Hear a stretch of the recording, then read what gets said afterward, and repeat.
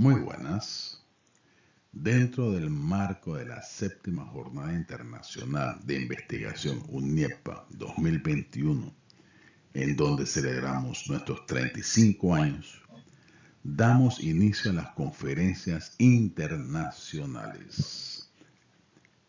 El doctor Pedro Flores, de la Universidad Mayor de San Marcos, con el tema Proceso de rendimiento académico con la identidad universitaria en argentinos, peruanos, mexicanos y costarricenses, considerando factores neurocientíficos.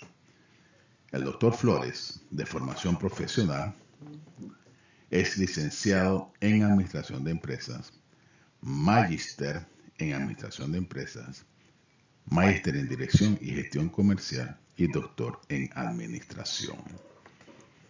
Especialista en Gestión Administrativa, en Planeamiento Estratégico, Marketing Internacional y Habilidades Gerenciales. Es abogado, con estudios concluidos en maestrías en Derecho Corporativo y además es especialista en contratos internacionales y adjudicaciones de convenios. Exmiembro de la Comisión de Derechos Humanos del Colegio de Abogados de Lima, Ministerio de Justicia, con distintas capacitaciones en cursos, seminarios nacionales e internacionales y diplomados. Amplia experiencia laboral con más de 25 años en puestos como director, gerente y funcionario en empresas privadas muy reconocidas, tanto a nivel nacional como internacional. Experiencia con empresas contratistas mineras de consumo masivo y de la industria textil, donde se han desarrollado competencias y habilidades gerenciales. Experiencia profesional, académica como director de internacionalización y convenios, director de la Escuela Profesional de Administración, docente de reconocimiento nacional e internacional a nivel universitario, en pregrado y posgrado, investigador registrado en CONCITEC, RENACIT, investigaciones indexadas en revistas internacionales y proyectos de investigación en ejecución. Doctor honoris causa de la Universidad Tecnológica de México, doctor honoris causa de la Universidad Iberoamericana de Panamá, conferencista y asesor nacional e internacional en distintas instituciones públicas, privadas y universidades. Director de Alta Gerencia, Perú, Comunidad de Investigadores, Docentes y Empresarios en América Latina, México y Centroamérica y Europa. Muy bien, mucho gusto, encantado. Soy el profesor Pedro Flores Peña, doctor en Administración, investigador de la Universidad Nacional Mayor de San Marcos de Lima, Perú.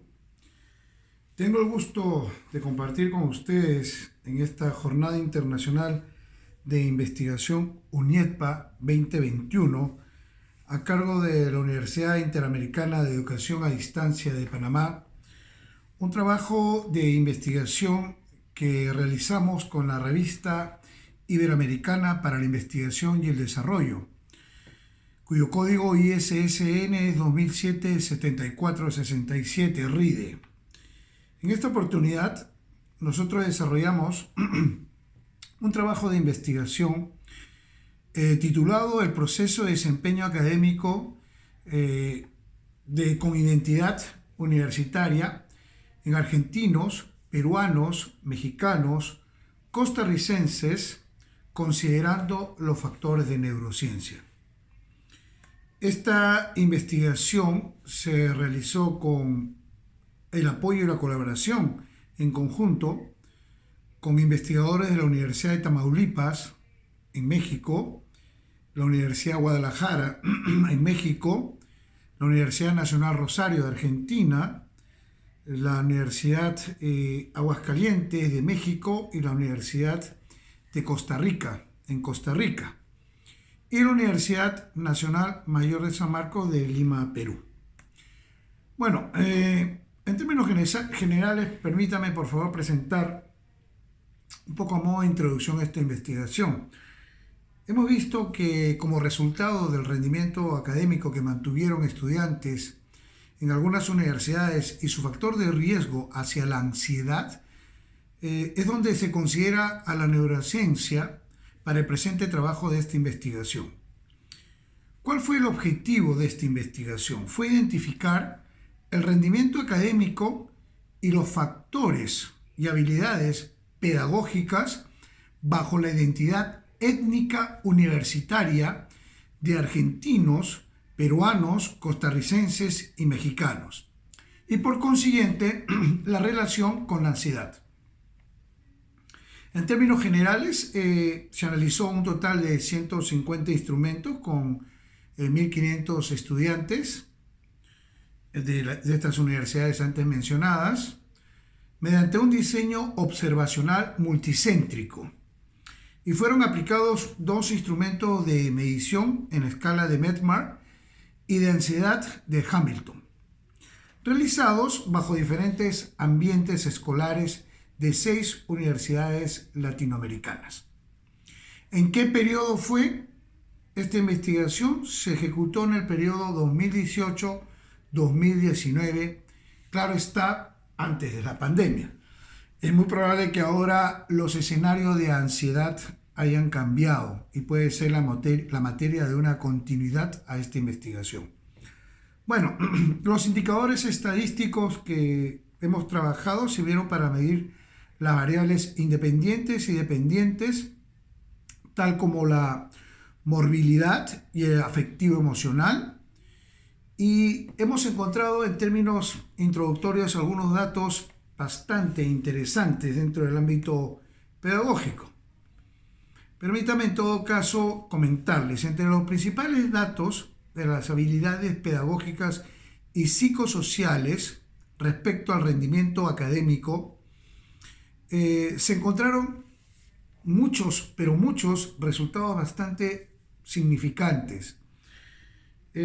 Había mucho comportamiento del grupo, por decirlo normal o casi normal, al 90%, mientras que el 10% en su desempeño demostraban cierto trastorno en este aspecto sobre el efecto académico y las habilidades psicosociales, que de una u otra forma estaban teniendo mucha influencia en el aprovechamiento académico, ¿correcto?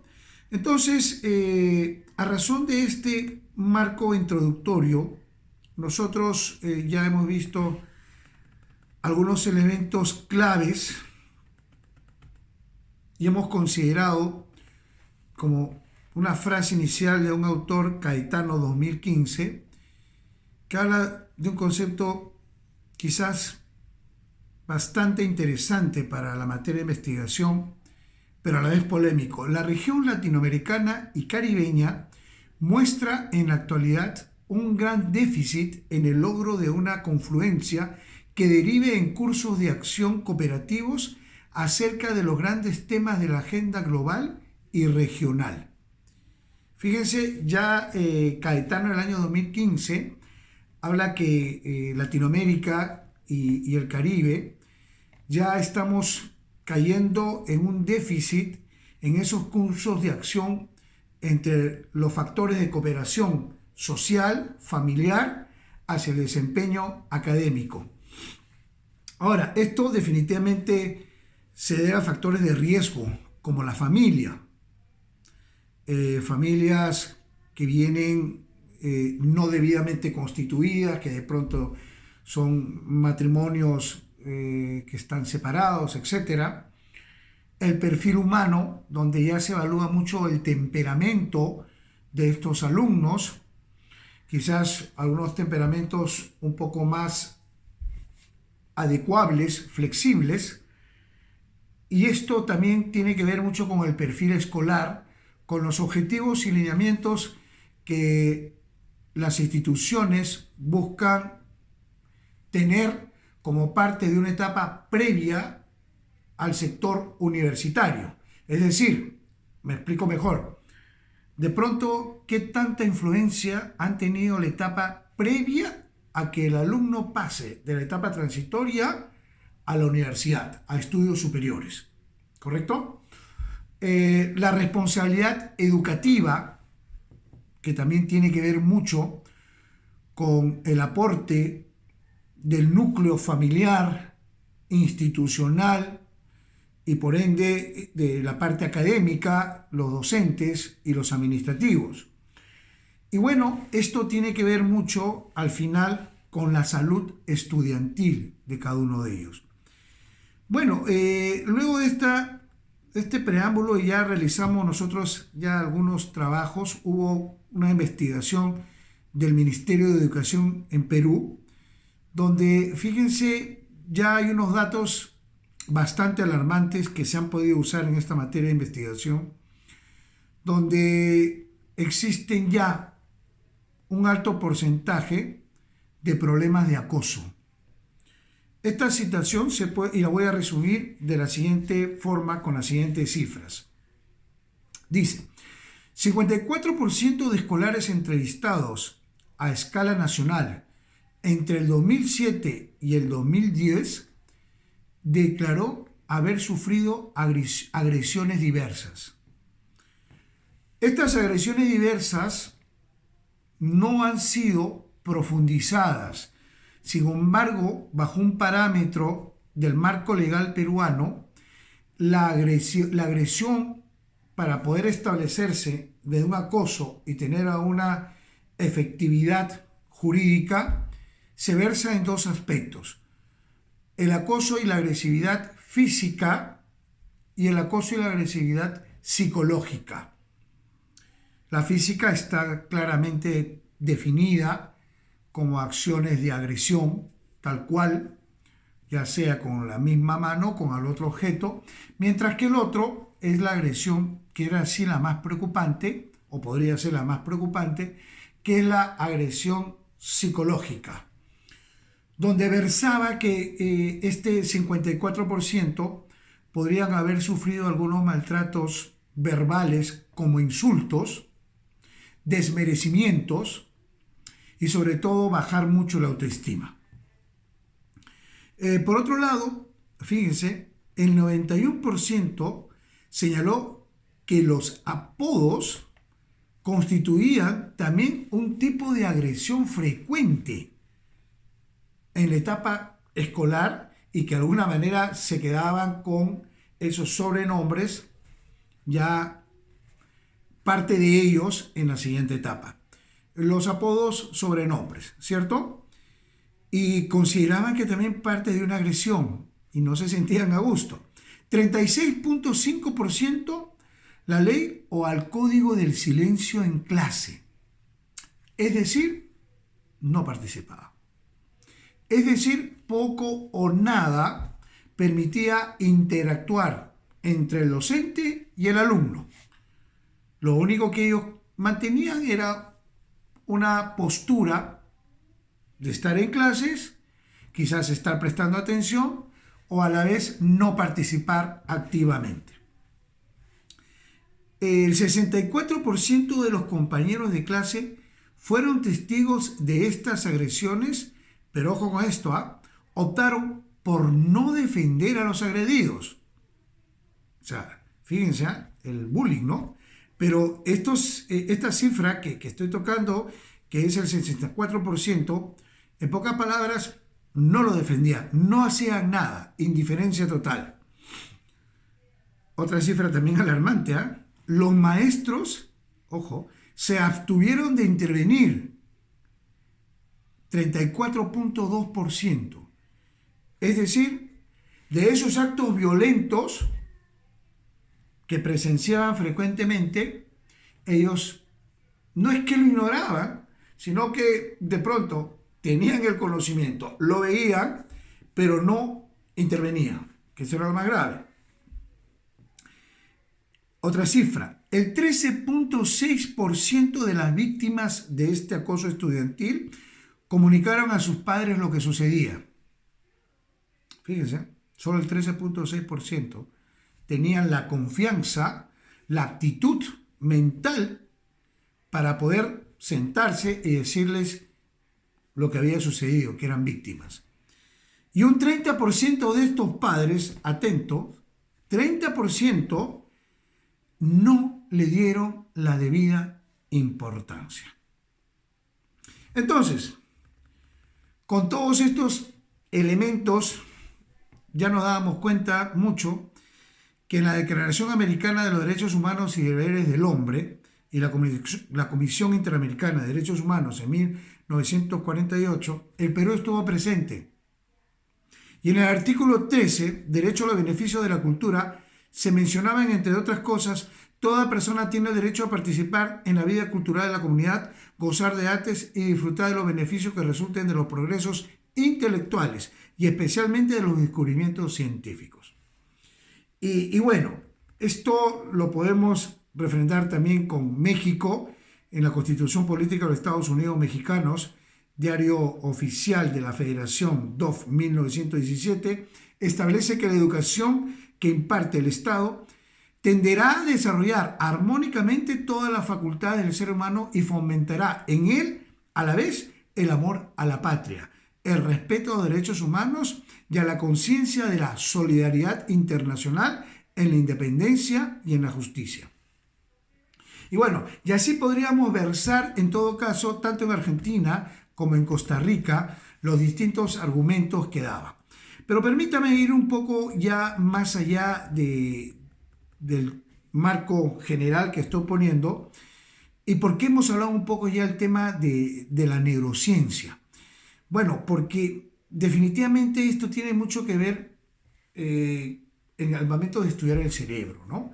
Al momento de poder entender ese cerebro emocional, ese cerebro lógico y ese cerebro reptiliano que de otra forma también manifiestan el comportamiento con factores influenciadores como la familia, el ambiente escolar, para tener un comportamiento y una predisposición hacia el desempeño académico.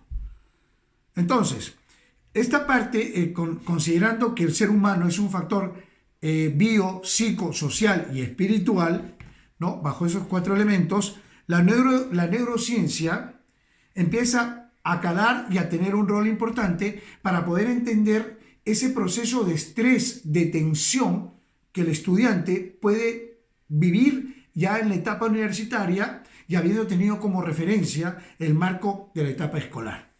Entonces, cuando hemos visto ese trabajo de los distintos elementos de la parte neurocientífica, nos hemos dado cuenta que definitivamente hay ya elementos desafiantes para poder comprender al cerebro. Son inmensos en realidad, ¿no? Podríamos estar hablando de una revolución microscópica, óptica, impulsada por sorprendentes avances dentro de el aspecto etiquetado molecular, por ejemplo, ¿no? Los pensamientos digitales, y esto ha dado lugar definitivamente a una identidad más de las células, ¿no? Entonces, esa capacidad de ver con una resolución sin precedentes las ubicaciones y este tráfico de moléculas extraordinariamente complejas ha hecho que se mezclen y tengan mucha influencia aquellos factores que se van grabando en el subconsciente. Entonces, el movimiento de la mente y el cerebro, miren lo que dicen acá un artículo de Sidney Terrence, el año 2011, el movimiento de la mente y el cerebro, la educación, también conocido como la neuroeducación, está ganando un impulso como campo de investigación. Entonces, ya ha habido una materia de investigación con respecto a cómo va trabajando la neurociencia en el sector de educación. Y eso es justamente lo que hemos visto. ¿Cuál es la sociedad que hemos trabajado? Mente, cerebro, educación. Y esos 3 elementos de mente, cerebro, educación, debidamente relacionados, traen consigo, lógicamente, la relación de la educación y la neurociencia. Entonces, es aquí, en este momento, donde las habilidades socioemocionales tienen como parte sustancial la experiencia de los alumnos, esa experiencia familiar, esa experiencia influenciada por factores culturales. Recordemos que la cultura trae consigo las costumbres, las creencias y los valores del tema étnico. Entonces, al momento de evaluar estos factores étnicos de Argentina, de Costa Rica, de México, de Perú, nos dimos cuenta que definitivamente había un bagaje de temas culturales, por ejemplo, de temas familiares que influenciaban en este aspecto del desarrollo académico. Entonces, todas estas habilidades socioemocionales que pasan, lógicamente, también tenía que verse y evaluarse al profesor, porque no solamente era el desempeño tal cual del alumno, sino también qué tanta facilidad, empatía y acercamiento podía llegar el docente hacia sus alumnos. Entonces, ahí tenemos una serie de experiencias que hemos trabajado. Tomamos como base teórica a Goleman, ¿no? Cuando relaciona la ansiedad de promover estas emociones, ¿no? De la parte fisiológica, emocional, en un aula, en una clase presencial, física, que lógicamente hace de otra forma el comportamiento de las relaciones que pueda tener el docente con los alumnos. Y bueno, hemos usado el marco metodológico, bastantes posturas culturales y sociológicas, como lo decía, de los distintos países involucrados. Y bueno, una variable de descripción y tipo de relación, la variable dependiente, el rendimiento académico. Ahí se realizó una muestra aleatoria y obtuvo una muestra de los 150 alumnos a nivel superior en el año 2017. Y bueno, en todo este contexto, en realidad tratando de ser un poco más resumida esta investigación, podemos ir ya presentando algunos resultados bastante interesantes. Y acá están.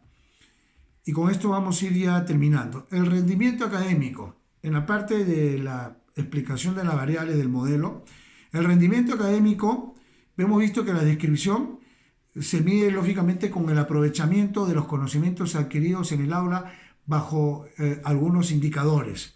Estos indicadores, que pueden ser las mismas evaluaciones, que es lo que generaba la mayor cantidad de atención, hasta la misma postura del docente para poder tomar una evaluación, ya de por sí tenía una influencia más del 90% en el rendimiento académico. Entonces, importante no es decir, no es lo que decimos, sino cómo lo decimos para poder acercarnos a este rendimiento académico. La relación dependiente es una variable principal para analizar los factores psicosociales que influyen en la adquisición de los conocimientos. Es lo que hace un momento comentabas. Otra variable es el apoyo familiar. Las personas que tienen relación económica, moral y ética con el estudiante cuando éste está en plena etapa de desarrollo. Y bueno, acá también nos dimos cuenta que cerca de un 18%, 18.3%, tienen mucha influencia en el apoyo familiar o buscan de otra forma ese apoyo familiar. El ambiente escolar es también los ambientes en cuanto a la infraestructura, al clima, o sea, no solamente la infraestructura física, sino también al clima que puede dar la unidad académica. Y hemos visto el desarrollo, que eso también contribuye un poco al desarrollo emocional. Ahí estamos hablando, son 8.3%. La ansiedad psíquica está relacionada a la conducta de algún estado, una actitud asertiva, pasiva, agresiva, que se manifiesta lógicamente en la ansiedad. Y la mayor cantidad de estudiantes en estas universidades muestran más del 50% de ansiedad psíquica frente a las famosas y traumáticas evaluaciones. Lo cual definitivamente lleva a una reflexión, y con esto ya vamos terminando, que esta ansiedad psíquica se puede soslayar en la manera que no veamos en forma traumática una evaluación. Factores sociales, familiares, culturales, influyen en el rendimiento académico y esto permitirá que el alumno, uniendo estos factores, no debería sentir un trauma o una ansiedad al momento de apersonarse o decir que tengo que ir a escuchar una cátedra por cumplimiento, que sea coercitivo, no, sino más bien que sea altamente emocional, altamente agradable, altamente sustancial para poder contribuir ¿en qué? En realmente un rendimiento académico acorde con el objetivo esperado. Y que no solamente se vea el tema alumno, evaluación, nota. Se debería ver alumno, aprendizaje y desarrollo, con los fondos de nuestra investigación. Estimados amigos de la Universidad Interamericana de Educación a Distancia, UNEDPA, de Panamá, ha sido un gusto poder compartir con ustedes estos minutos, que en realidad en esta investigación podría ser más recalcitrante algunos otros temas, pero sin embargo con este pequeño o este puntual aporte que le hemos dado dentro de esta investigación en estas universidades, esperamos que podamos haber contribuido en algo en esta jornada de investigación UNEDPA 2021. Muchas gracias por su participación, muchas gracias por permitirme llegar a ustedes. Desde Lima, Perú, soy el doctor Pedro Flores Peña, Universidad Nacional Mayor de San Marcos. Muchas gracias y hasta una nueva oportunidad.